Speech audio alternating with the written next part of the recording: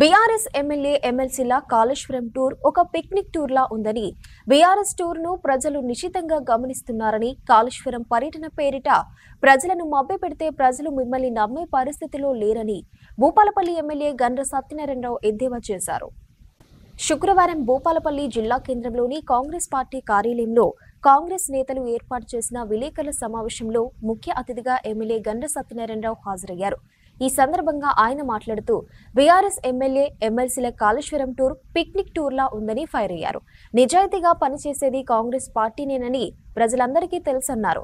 కేసీఆర్ కుటుంబానికి వచ్చిన మాటలు ఎవరికీ రావని, వారి మాటలన్నీ పచ్చి అబద్దాలన్నారు. 10 ఏళ్ల బీఆర్ఎస్ పాలనలో మాయ మాటలు చెప్పి ప్రజల్ని మోసం చేశారని, ఇంకా మీ మాటలను ప్రజలు నమ్మే స్థితిలో లేరన్నారు. కాళేశ్వరం మేడిగడ్డ పర్యటనల పేరిట వచ్చే లోకల్ బాడీ ఎన్నికల్లో లబ్ధి పొందాలని బీఆర్ఎస్ పార్టీ చూస్తుందని, ఇటీ విషయాన్ని ప్రజలు గమనించాలని కోరారు.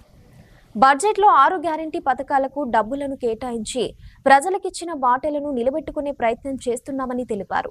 ఈ కార్యక్రమంలో భూపాలపల్లి పట్టణ కాంగ్రెస్ కౌన్సిలర్లు, ముఖ్య నాయకులు, కార్యకర్తలు పాల్గొన్నారు. బీఆర్ఎస్ పార్టీ నాయకులు కాళేశ్వరం ప్రాజెక్టును విజిట్ చేయడం దయ్యాలు వేదాలుగా వల్లించినట్టుగుంది. గత 10 సంవత్సరాల కాలంలో మిగులు రాష్ట్రాన్ని 7 లక్షల కోట్ల అప్పు చేసి 7 లక్షల కోట్ల అప్పు చేసిన మీరు ఇచ్చినటువంటి హామీలలో ప్రజలకు వ్యతిరేకంగా ఈరోజు జిఎస్టీకి మద్దతు తెలపడం, అదేవిధంగా అనేక సందర్భాలలో కేంద్ర ప్రభుత్వానికి రాజ్యసభలో ఓటేయడం, నోట్ల రద్దు కానీ జిఎస్టీ బిల్లు కానీ చేయడమే కాకుండా ఈరోజు కాళేశ్వరం ప్రాజెక్టు నిర్మాణం చేపట్టి ఆ నిర్మాణం వల్ల భూపాలపల్లి జయశంకర్ జిల్లాలో ఉన్న కాళేశ్వరం ప్రాజెక్టుకు 1 ఎకరానికి 1 ఇంటికి నీళ్ళు ఇవ్వకుండా 1,00,000 కోట్ల రూపాయలు అంటే సుమారు 98,000 కోట్ల రూపాయల వ్యయంతో నిర్మించినటువంటి ప్రాజెక్టు ప్రపంచంలోనే ఎక్కడ లేదని జబ్బలు జరుచుకోడి ప్రజలను మభ్యపెట్టి రెండోసారి అధికారంలోకి వచ్చి కనీసం ఈ జిల్లాలో 1 ఎకరానికి నీళ్ళు ఇవ్వలేని దుస్థితి ఉంది.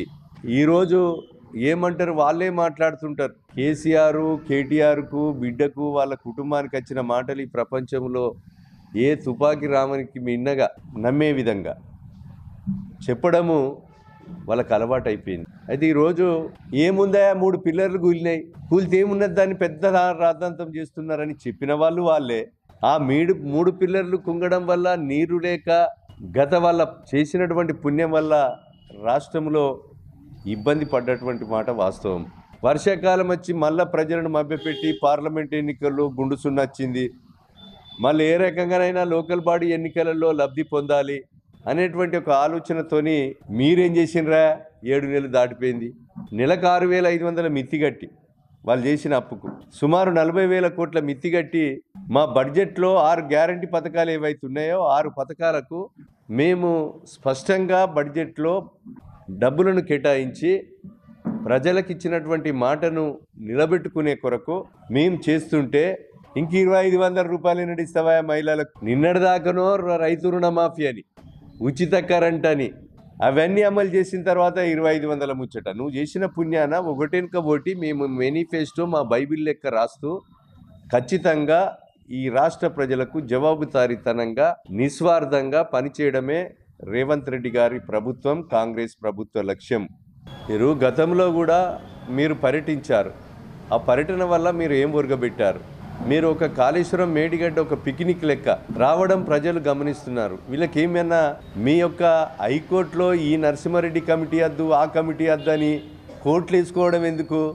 ఏ కమిటీ అయి వేస్తేంది? మీ చిత్తశుద్ధిని నిరూపించుకోండి. ఈరోజు వచ్చింది సాయంత్రం రామగుండంలో రాత్రి పడుకొని ఈరోజు కాళేశ్వరం కచ్చి పిక్నిక్ కొరకు వచ్చినట్టుంది. అందుకే వీళ్ళ మాటలు దయ్యాలు వేదాలుగా ఉంది. ప్రజలు గమనించారు.